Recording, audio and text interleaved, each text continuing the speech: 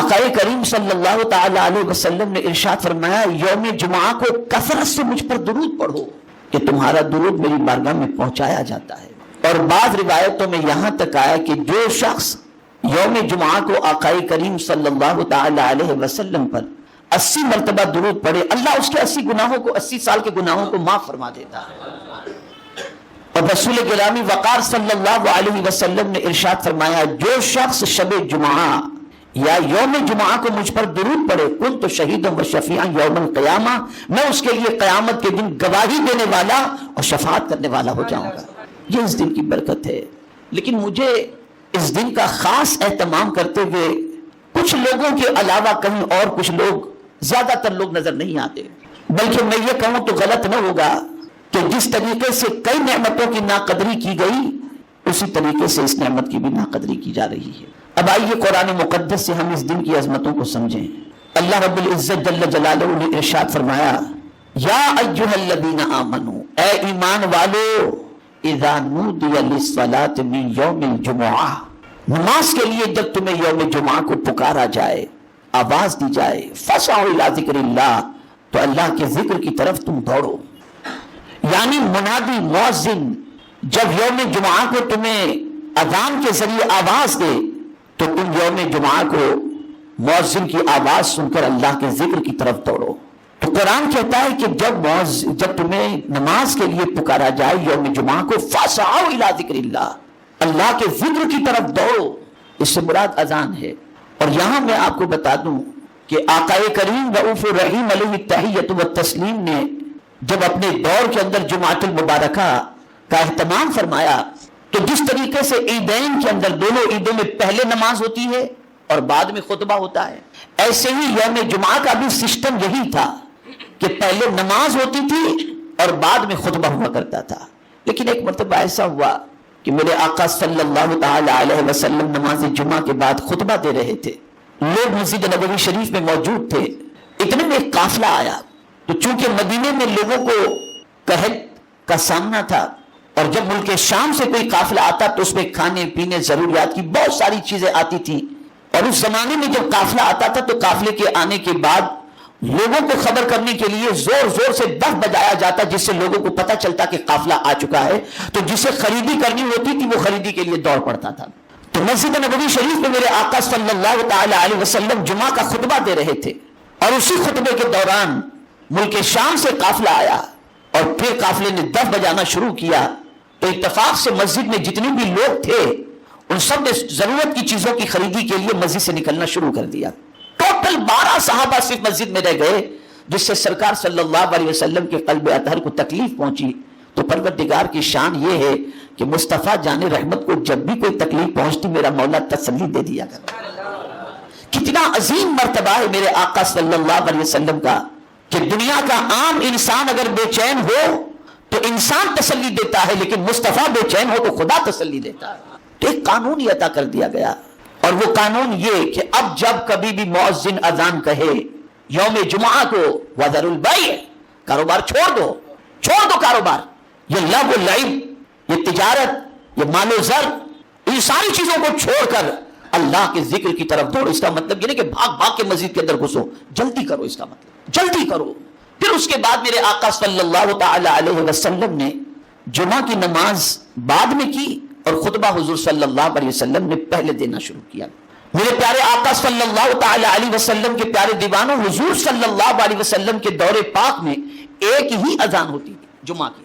آج 2 اذانیں ہوتی ہیں. ایک خطبے سے پہلے اذان ہوتی ہے اور ایک اس سے پہلے اذان ہوتی ہے. لیکن حضور کے زمانے میں ایک ہی اذان یوم جمعہ کو ہوا کرتی تھی. صدیق اکبر کے زمانے میں بھی جمعہ کی ایک ہی اذان تھی. فاروق اعظم کے زمانے میں بھی ایک ہی جمعہ کی اذان تھی. لیکن حضرت عثمان غنی رضی اللہ تعالیٰ عنہ کے دور پاک میں 2 اذانوں کا سلسلہ شروع ہوا اس وجہ سے کہ حضرت عثمان غنی رضی اللہ تعالیٰ عنہ مسجد میں تھے.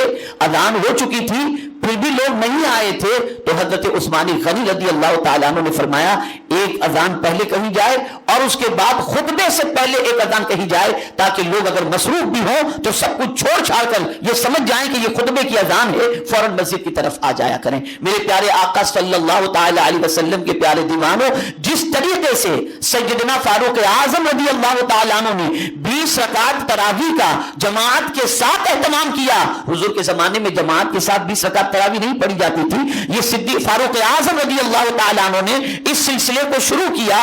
اسی طریقے سے 2 اذانوں کا سلسلہ بھی حضرت عثمان ذوالنورین نے شروع کیا، لیکن دیوبندی ہو یا وہابی کوئی اسے بدعت نہیں کہتا، کوئی اسے منع نہیں کرتا، بلکہ ہر ایک اس چیز کو اپناتا ہے۔ میں پوچھنا چاہتا ہوں جب صدیق فاروق اعظم اور حضرت عثمان ذوالنورین رضی اللہ تعالی عنہما اگر کوئی اسلام کے بھلے کے لیے، مسلمان کے بھلے کے لیے کوئی نئی چیز شروع کرتے جو حضور کے زمانے میں نہیں تھی تو وہ بدعت نہیں ہو سکتی، وہ بدعت سیئہ نہیں ہو سکتی، وہ بدعت دلالہ نہیں ہو سکتی، وہ گمراہی کا طریقہ نہیں ہو سکتا۔ تو اگر کوئی مصطفیٰ پیارے کی میلاد بنائے تو یہ شرک و بدعت کیسے ہو سکتا ہے؟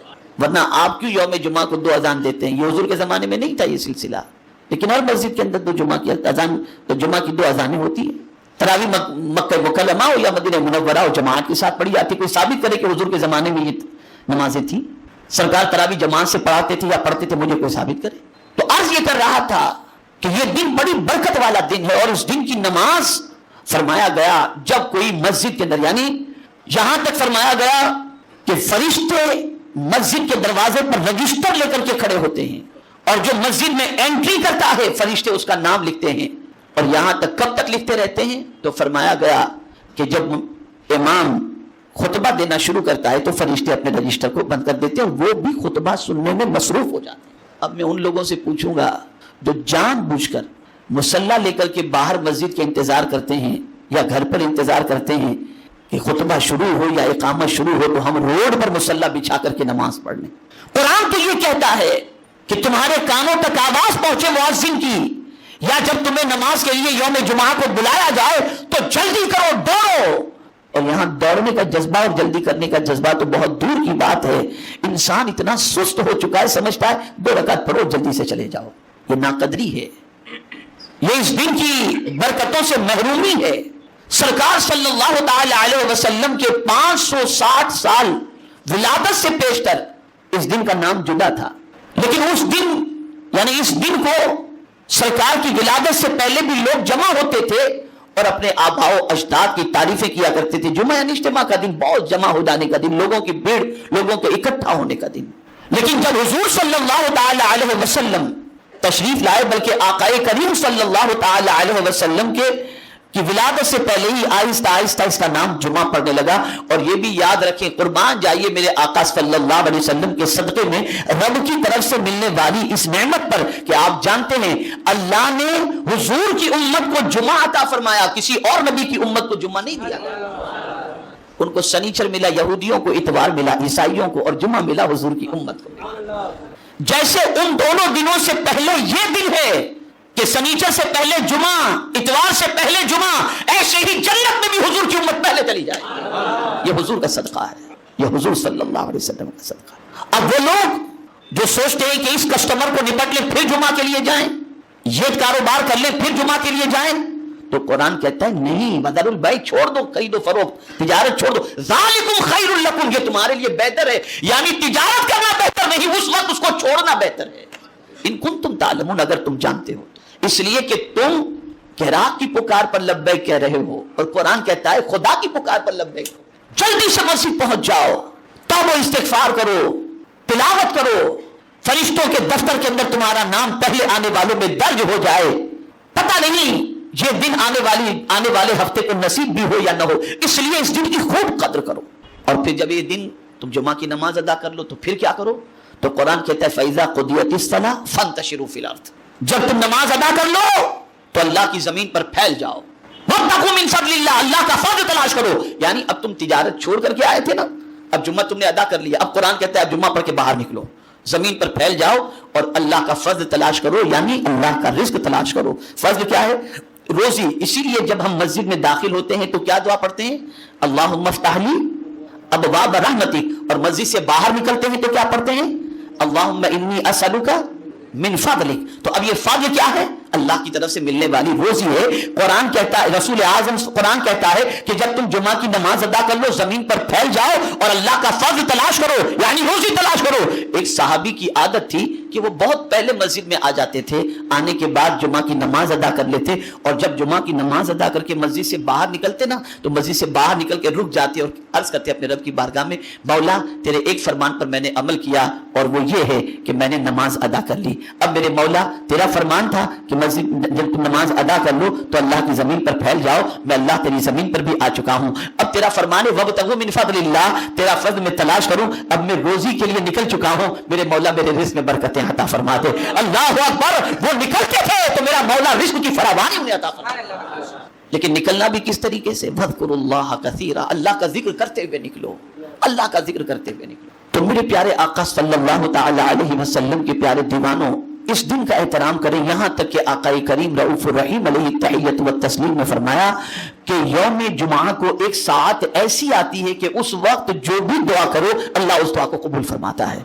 बाद रिवायतों में आया, उस वक्त के हवाले से फरमाया गया कि इमाम का मिंबर पर बैठने से लेकर नमाज खत्म होने तक का जो वक्त है वो दुआ की कबूलियत का वक्त है।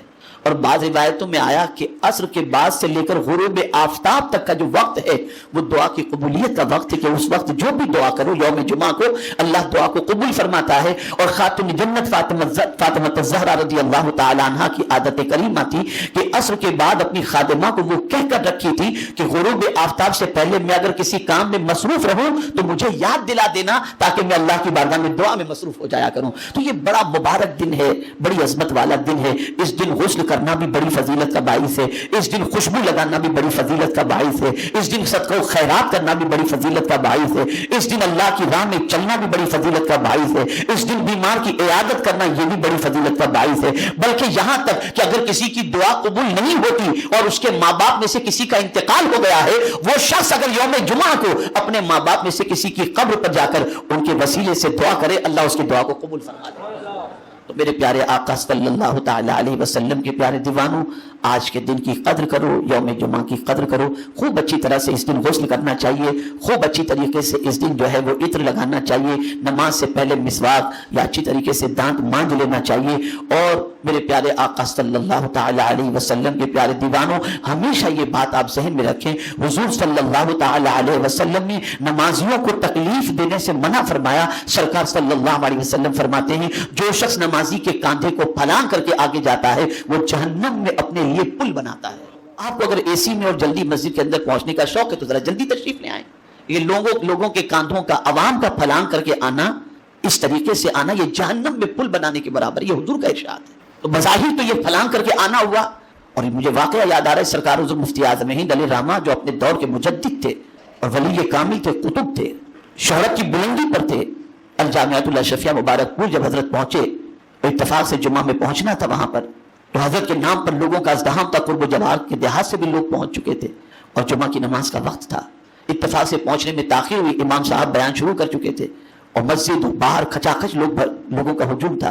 तो हुजूर मुफ्ती आज़म हिंद अलैहि रहमतुल्लाह व रिज़वानी आखिर में जहां जगह मिली वहां चादर बिछा करके बैठ गए। उनके साथ हुजूर बहरुल उलूम अल्लामा मुफ्ती अब्दुल मन्नान साहब अलैहि रहमतुल्लाह व रिज़वा थे। उन्होंने कहा, हुजूर आगे तशरीफ ले चलें, लोग आपका इंतजार कर रहे हैं। फरमाते हैं, मौलाना मुझे आप ऐसे काम का हुक्म देते हो जिसे हुजूर ने मना फरमाया। हुजूर ने फरमाया, जो नमाजियों के कांधे को फलांग करके जाए वो गोया जहन्नम में अपने लिए पुल बनाता है। आपको उन लोगों के साथ मानूस रखो जो सुबह शाम अल्लाह को याद करते हैं। पैगंबर रहमत सल्लल्लाहु तआला अलैहि वसल्लम की सोहबत में बैठने वाला अल्लाह को याद करने में अपनी ज़िंदगी गुजार देता है। तो रसूल रहमत सल्लल्लाहु तआला अलैहि वसल्लम को ये हुक्म देने की वजह कि उन लोगों के साथ अपने आप को मानूस रखो मेरे महबूब जो सुबह शाम अल्लाह को याद करते हैं, ताकि अल्लाह को सुबह शाम याद करने वालों के साथ बैठना ये नबी की सुन्नत बन जाए। आज अगर हमारा मुआशरा बुराइयों के दलदल में डूबा हुआ है और बद किरदारी दामन पर दाग लगा करके जाती हुई दिखाई देती है, तो उसकी सबसे बड़ी वजह हमारा उठना किसके साथ है और बैठना किसके साथ है, हमने इस पर कतई तौर पर तवज्जो नहीं दी। मेरे प्यारे आका सल्लल्लाहु तआला अलैहि वसल्लम के प्यारे दीवानों, इंसान अच्छा बनता है अच्छी सोहबत की बुनियाद पर, اور برا بنتا ہے بری صحبت کی بنیاد پر. اور کبھی ایسا ہوتا ہے کسی برے کو اچھے کی صحبت نصیب ہو جائے تو وہ برا اچھی صحبتوں کی بنیاد پر اچھا بن جاتا ہے، اور کسی اچھے کو اگر برے کی صحبت مل جائے تو وہ بگڑ جایا کرتا ہے. تاریخ اس بات پر گواہ ہے. میرے پیارے آقا صلی اللہ تعالی علیہ وسلم کے پیارے دیوانوں، اسی لیے صحبت کے حوالے سے قرآن مقدس میں اللہ عز و جل کا ارشاد گرامی ہے کہ یا ایھا الذین آمنوا اتقوا اللہ وکونوا مع الصادقین، اے ایمان والو اللہ سے ڈرو اور سچوں کے ساتھ ہو جاؤ. رسول رحمت صلی اللہ تعالی علیہ وسلم نے دریافت کرنے پر صحابہ کرام علیہم الرضوان کے جو ارشاد فرمایا اسے سماعت فرمائیں. صحابہ کی ایک جماعت حضور صلی اللہ علیہ وسلم کی خدمت میں حاضر ہوئی، اور اس جماعت میں سے ایک صحابی نے سوال کیا، یا رسول اللہ صلی اللہ تعالی علیہ وسلم، ہم کس کے ساتھ بیٹھیں، ہماری ہم نشینی کس کے ساتھ ہو؟ آقا کریم صلی اللہ تعالی علیہ وسلم نے ارشاد فرمایا، اس کے ساتھ بیٹھو جب تم نیکی کرو تو وہ تمہاری مدد کرے، اور جب تم خدا کو بھولو تو وہ تمہیں یاد دلائے. ایسوں کی صحبت میں بیٹھنا چاہیے جس کی صحبت میں بیٹھنے کے بعد نیکی کا جذبہ پیدا ہو، اور اگر ہم نیکی کر رہے ہیں تو اس کی صحبت میں بیٹھنے کے بعد مزید نیکی کرنے کا جذبہ پیدا ہو. اسی لیے میرے پیارے آقا صلی اللہ تعالی علیہ وسلم کے پیارے دیوانوں، فرمایا گیا بڑوں کی صحبت میں بیٹھو، علماء سے سوال کرو، اور حکمت و دانائی کی بات کرنے والوں کی صحبت اختیار کرو، تاکہ ان کی صحبت سے تم استفادہ کر کے اپنے آپ کو بہترین انسان بنا سکو. تاریخ اٹھا کر کے دیکھیں کہ جتنے بھی انسان اچھے بنے ہیں ان کی زندگی کسی نہ کسی کی صحبت کی بنیاد پر ہی اچھی بنی ہے. جس ہندوستان کی سرزمین پر خواجہ خواجگاہ معین الدین چشتی اجمیری رحمت اللہ تعالی علیہ تشریف لائے، انہوں نے نہ جانے کتنے صحابہ، کتنے صوفیاء کرام کی صحبتیں انہوں نے اختیار کی، اور اجمیر مقدس پہنچنے سے پہلے آپ جانتے ہیں داتا علی حجویری علیہ رحمہ کی بارگاہ کے اندر 40 دن بیٹھ کر کے بعد میں تشریف لائے. رسول گرامی وقار صلی اللہ تعالی علیہ وسلم داتا گنج بخش کی خدمت میں 40 روز بیٹھ کر تشریف لائے. آپ اگر دیکھیں صحابہ کرام علیہم الرضوان کو اگر رسول اعظم صلی اللہ علیہ وسلم کی صحبت میسر نہ ہوتی تو جو صحابہ کا مقام ہے وہ مقام انہیں نصیب نہ ہوتا. اسی لیے حضور صلی اللہ علیہ وسلم نے ان لوگوں کی زندگی جن کی زندگی صحبت رسول صلی اللہ علیہ وسلم سے پہلے کچھ اور تھی، اور مصطفیٰ پیارے صلی اللہ علیہ وسلم کی صحبت کے بعد جن کی زندگیوں میں انقلاب پیدا ہوا اور آغوش اسلام میں قدم رکھنے کے بعد ان کی زندگی میں جو نکھار پیدا ہوا، اس کے حوالے سے حضور نے سارے صحابہ کے بارے میں فرمایا، اصحابی کن نجوم بأیہم اقتدیتم اہتدیتم، میرے صحابہ تاروں کی طرح ہیں، ان میں سے جس کی بھی پیروی کرو گے تم ہدایت پا جاؤ گے. ایسا تراشا کہ وہ ہادی بن گئے، ایسا تراشا کہ وہ رہنما بن گئے، ایسا تراشا کہ وہ قائد بن گئے، ایسا تراشا کہ میرے پیارے آقا صلی اللہ تعالی علیہ وسلم کے پیارے دیوانوں جس جنگ کے اندر شریک ہو جائیں اللہ تعالیٰ اس پہ فتح عطا فرما دیتا. اب آئیے اس تمہیدی گفتگو کے بعد میں چاہوں گا کہ ایک واقعہ آپ کے سامنے پیش کروں، اور اسی پورے واقعے کے ذریعے ہمارے سامنے پوری زندگی کا دستور آ جائے، اور ہمیں اپنی زندگی میں کیا کرنا چاہیے وہ ساری چیزیں سمجھ میں آ جائیں. ایک بات یاد آ گئی تو عرض کر دوں، مولانا روم رحمت اللہ تعالی علیہ اچھی صحبت کے بارے میں فرماتے ہیں کہ جب کانٹے کو اللہ نے پیدا کیا تو کانٹے نے اللہ کی بارگاہ میں عرض کیا، میرے کریم تیری شان تو میں نے سنی ہے کہ تو ستار العیوب ہے، عیبوں کو چھپانے والا، اب تو نے مجھے کانٹا بنا دیا ہے تو اب مجھ میں تو یہ عیب ہے، تو میرا عیب کیسے چھپے؟ تو رب نے فرمایا غم نہ کر، تجھ پر میں پتیوں کو رکھ دوں گا تاکہ تیرا عیب چھپ جایا کرے. اندازہ لگائیں، پتیوں کی صحبت کی بنیاد پر کانٹوں کا عیب اللہ نے چھپا دیا. میرے پیارے آقا صلی اللہ علیہ وسلم کے پیارے دیوانوں، تو کبھی ایسا ہوتا ہے کہ انسان اچھوں کی صحبت میں رہ جائے تو اچھوں کی صحبت کی بنیاد پر اس کے اندر موجود عیبوں کو بھی اللہ عز و جل چھپا دیا کرتا. اب آئیے میں واقعہ آپ کو سناؤں. حضرت حاتم اعصم رضی اللہ تعالی عنہ، انہوں نے حضرت شفیق بلخی رحمت اللہ تعالی علیہ کی صحبت میں 30 سال گزارے. 30 سال تک حضرت شفیق بلخی رحمت اللہ تعالی علیہ کی صحبت میں حضرت حاتم اعصم نے گزارے. کون ہے حضرت شفیق بلخی علیہ رحمہ؟ یہ 100-200 سال کے پرانے بزرگ نہیں، امام اعظم کے شاگرد ہیں. آپ کا وصال 2 روایتیں، ایک روایت 156 سال کی ہے، ایک روایت 194 ہجری کی ہے. آپ سوچئے 1200 ساڑھے 1200 سال پرانے بزرگ ہیں. حضرت شفیق بلخی رحمت اللہ تعالی علیہ، ان کی صحبت میں حضرت حاتم اسم نے 30 سال گزارے. اب اسم کے معنی کیا ہوتا ہے؟ علماء تشریف فرمائیں جو نہ سنتا ہو، بہرا ہو، اسے اسم کہتے ہیں. تو کیا حضرت حاتم کان سے سنتے نہیں تھے؟ سنتے تھے، لیکن یہ اسم لقب کیسے پڑھا؟ کیسے پڑھا جانتے ہیں آپ؟ ایک خاتون حضرت حاتم اسم کے پاس مسئلہ پوچھنے کے لیے آئی، اور مسئلہ پوچھنے سے پہلے اس کی ہوا خارج ہو گئی. اس لیے کہ ریح بولوں گا تو آپ سوچیں گے یہ کیا چیز ہوگی. تو ہوا خارج ہوئی، جس کی آواز آئی، وہ شرمندہ ہوئی. تو حضرت حاتم اسم نے محسوس کیا کہ یہ خاتون شرمندہ ہو گئی ہے ہوا خارج ہونے کی بنیاد پر. پھر اس کے بعد اس نے سوال پوچھا، تو اس کی شرمندگی کو مٹانے اور اس عیب کو چھپانے کے لیے حضرت حاتم نے فرمایا ذرا زور سے بولو. ایسا کان پکڑ کے آپ نے فرمایا تو اس کو اطمینان ہو گیا کہ میری ہوا خارج ہونے کو حضرت حاتم نے سنا نہیں ہے، اور اس کے بعد اس کے چہرے پر مسکراہٹ آ گئی. تب سے آپ کا نام حضرت حاتم اسم پڑ گیا. مزاج دیا حضرت حاتم اسم نے، ذلیل نہ کیا کرو. عیب چھپانا یہ اللہ کی سنت بھی ہے، مصطفیٰ کی سنت بھی ہے، اور اولیاء کی سنت کریمہ بھی ہے. اور ایمان کے شعبوں میں سے یہ چیز ہے، من ستر مؤمنا فقد سترہ اللہ فی الدنیا والآخرہ. جس نے کسی مومن کے عیب کو چھپایا، اللہ دنیا اور آخرت میں اس کے عیب کو چھپائے گا. اس وجہ سے حضرت حاتم کا نام حاتم اسم پڑا، مشہور ہو گئے. اب سنیے، حضرت شفیق بلخی رحمت اللہ تعالی علیہ بہت بڑے بزرگ تھے، بہت بڑے بزرگ. اپنے زمانے کے اندر تصوف میں ان کو بڑا کمال حاصل تھا. بڑے بڑے زہاد اور بڑے بڑے فقی اور علماء آپ کی صحبت اختیار کیا کرتے تھے. ایک دن حضرت حاتم اسم سے حضرت شفیق بلخی رحمت اللہ تعالی علیہ نے پوچھا، اے حاتم، تم نے 30 سال میری صحبت اختیار کی، بتاؤ 30 سال میں تم نے کیا سیکھا؟ تو حضرت حاتم اسم نے کہا کہ حضور 30 سال آپ کی صحبت میں رہ کر میں نے 8 چیزیں سیکھی. اب جیسے ہی انہوں نے 8 چیزیں کہیں تو حضرت شفیق بلخی رحمت اللہ تعالی علیہ فرماتے انا للہ و انا الیہ راجعون. پھر حضرت حاتم اسم سے فرمایا، اچھا بتاؤ وہ 8 باتیں تم نے کیا سیکھی؟ اب اسے غور سے سنیے گا تاکہ وہ آج کی نشست میں آپ بھی ان 8 باتوں کو دل و دماغ میں بٹھا کر یہاں سے اٹھیں. اور میں آخر میں ان 8 باتوں کے حوالے سے حضرت شفیق بلخی رحمت اللہ تعالی علیہ نے کیا فرمایا جب حضرت حاتم اسم نے عرض کیا کہ حضور یہ 8 باتیں میں نے سیکھی، تو اس کے جواب میں حضرت شفیق بلخی علیہ الرحمہ نے کیا فرمایا، یہ بات میں آخر میں آپ کے سامنے انشاءاللہ عرض کروں گا.